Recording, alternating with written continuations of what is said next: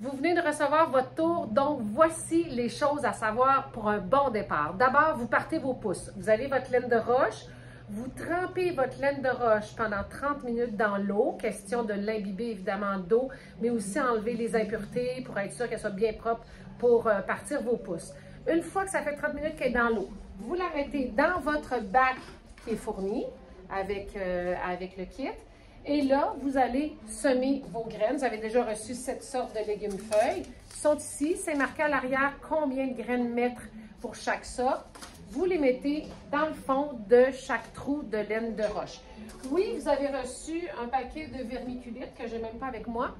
Normalement, on mettrait ça par-dessus la graine dans le petit trou, mais on ne l'utilise pas. Pourquoi? Vous pouvez le mettre si vous voulez, ça crée une humidité, donc c'est favorable pour la pousse de la graine, mais souvent on va utiliser la vermiculite plus pour l'extérieur. Donc on n'a pas vraiment besoin pour l'intérieur, c'est plus pour protéger des bébites dehors et tout, donc on n'en met pas et ça fonctionne très bien également.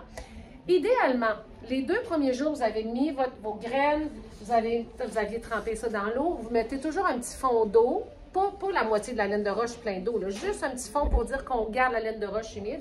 Idéalement, les 2 premiers jours, vous fermez le capot et vous mettez ça sur un tapis chauffant qui ressemble à ça ici. Vous pouvez trouver ça sur Internet, sur Walmart ou peu importe, à 20 $, 20-30 $, le tapis chauffant. Si vous n'en avez pas, mettez ça sur le dessus de votre frigo, ça dégage une certaine chaleur. Donc, pendant 2 jours, la graine va germer plus facilement. Ça a besoin de chaleur pour germer au début. 2 jours maximum parce que ça va être humide, là, c'est fermé. Après 2 jours, on voit le petit verre sortir de la graine. Là, on va ouvrir, on va enlever le tapis de chaleur et on va venir l'installer sous des lumières de pouce comme ça, idéalement, à peu près à quelques pouces au-dessus, justement, des laines de roche. Encore là, ces lumières de pouce-là, je les ai achetées sur Amazon, il y en a dans les centres jardins aussi, 20-30 $ également sur Internet, vous tapez lumière de pouce. Donc, dans un monde idéal, avec l'éclairage du matin jusqu'au soir, et vous fermez la nuit, ça a toujours besoin de noirceur à la nuit. Et là, vous attendez environ 2 semaines. Pourquoi c'est important d'attendre 2 semaines? On va avoir des belles pousses qui sont assez grosses. Donc, je vous donne un exemple ici de pousses qui sont prêtes à aller dans la tour. Pourquoi? Parce qu'elles ont 2-3 pouces de haut et voyez-vous, il y a des racines en dessous. Voyez-vous les racines? C'est important que les racines sortent de la laine de roche avant que vous les mettiez dans la tour. Parce que si c'est trop petit, vous êtes trop excité, vous voulez les mettre trop vite, oui, ça va peut-être fonctionner, mais souvent, il va y avoir comme trop d'eau pour le petit plant dans la laine de roche, trop d'eau, trop de nutriments aussi. Donc, des fois, ça peut comme les noyer, entre guillemets, dans le sens où il va être trop dans l'humidité, alors que ça leur prend un bon 2 semaines, idéalement en moyenne, pour que ça pousse bien. On y va à l'œil avec la hauteur des pouces, voyez-vous, et les lumières pas trop hautes par rapport à la pousse pour que ça pousse en largeur aussi, pas juste des grandes affaires longues là, en hauteur. Donc, une fois qu'ils sont prêts, on s'en vient les mettre dans la tour. Et là, vous les disposez, les tomates, poivrons, concombres plus dans le bas, les salades au milieu, les fines herbes en haut. On y va avec la logique parce qu'on sait qu'on va accrocher les plants, évidemment, sur la cage. Et là, vous les placez avec la laine de roche dans les paniers. Et là, ce qui est important, le mélange des nutriments. Oui, vous allez voir sur la boîte, c'est marqué 20 ml de A par gallon, 20 ml de B par gallon. Ça, c'est de base, c'est toujours ça.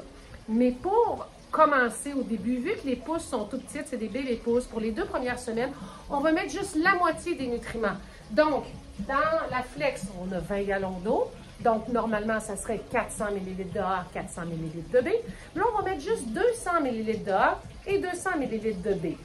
Et on va laisser ça aller pendant 2 semaines. Et après 2 semaines, on va revenir mettre le niveau d'eau où est-ce qu'il était, parce que ça s'évapore toujours un peu. Puis, on va venir ajouter le reste qu'on n'a pas mis au départ, c'est-à-dire l'autre 200 ml de A, l'autre 200 ml de B. On mélange et tout est beau. Après ça, à chaque fois que vous allez rajouter de l'eau, à chaque semaine, vous allez rajouter 1 gallon par semaine ou à peu près. À chaque gallon d'eau, vous allez mettre 20 ml de A, 20 ml de B.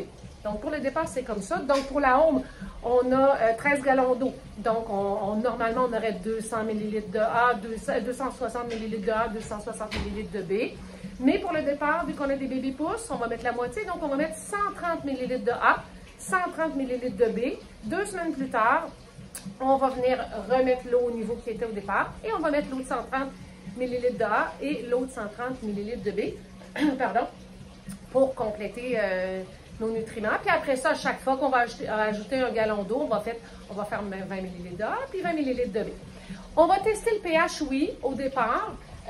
Puis après ça, vous pouvez le tester de temps en temps, mais ne stressez pas avec ça. Quand on est dans la fenêtre entre 4.5 et 6.5, le créateur de la tour le dit, la tour est capable d'en prendre, les plants sont capables d'en prendre. Il y a une bonne fenêtre de marge de manœuvre. Si on veut trop cibler le 5.5 puis qu'on se met à mettre trop de produits de pH+, pH-, ça fait parfois que les racines vont justement vouloir se protéger, créer un film qui va faire qu'ils vont moins être capables d'absorber les nutriments. Donc, ça peut faire l'effet inverse. Donc, stressez pas trop avec le pH.